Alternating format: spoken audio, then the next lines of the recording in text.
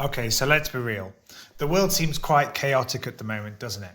We're back in lockdown, Brexit has happened, there's so much uncertainty, and to cap it all off, 2021 started with the US Capitol, the centre of American political power, being stormed by an angry armed mob. Yeah, things seem pretty chaotic. Maybe even dangerous. How are we to respond to this? Well, the Bible speaks to this situation. That might seem weird. The Bible is a really, really old book. It was written long before viruses and lockdowns and Brexits and US capitals even existed. But it does help us understand this situation. The book of Daniel is over 2,000 years old, but it helps us understand this. You might have heard of Daniel. He was the guy in the Bible that was thrown into the lion's den, yeah? And the lions didn't eat him. Well, the book of Daniel tells the rest of his story and that incident too. It's about Daniel and his three friends. Their names are Hananiah, Mishael, and Azariah. And I'm just going to call them Ham from here on in because that's easier. These four men are teenagers, they're young men, and they lived in Jerusalem, the capital of God's kingdom of Israel. But in the first sentence of Daniel, their entire lives fall apart.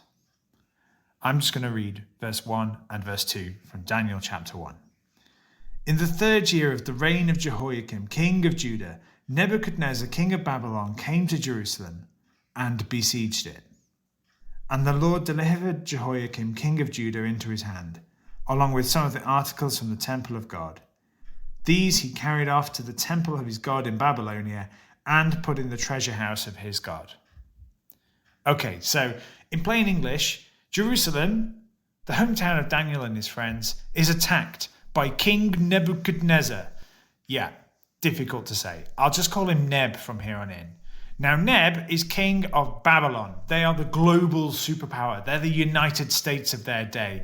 And they attack Jerusalem. They destroy the city. They capture all of the people, including Daniel and his friends. They attack God's temple.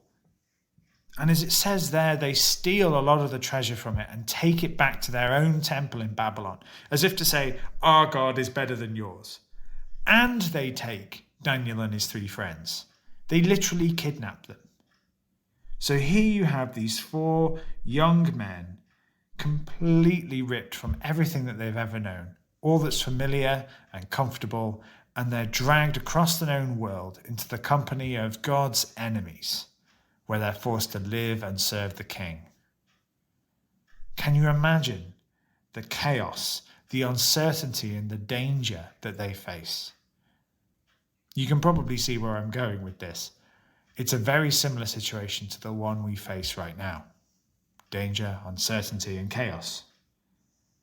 But it raises important questions.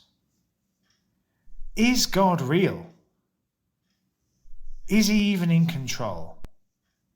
And if he is he good? He allows these bad things to happen. He allows Daniel to be taken away from his home. He allows COVID-19. Are these signs that he has failed and isn't in control? Well, Daniel answers all of these questions. And it tells us what happened to Daniel and his friends next. But right here, it does give us a clue. Because in the second sentence it says, the Lord delivered these things into Neb's hands. So God did it. God allowed Daniel to be taken. God allowed Jerusalem to be attacked. God even allowed his own temple to be looted and broken to pieces. God did it. So does that mean God's bad? Well, Daniel answers this. But it also shows us all the amazing things that God achieves in Babylon through Daniel, and how this evil man, Nebuchadnezzar, becomes a follower of God. God achieves that. Through all this chaos and all this uncertainty, God is in control, and he is working it for our good. And so as we face lockdown, as we face the uncertainty of 2021, I just want us to see that God is in control and he is still working there. He is still God and he is still in control. We'll find more about that in the next video.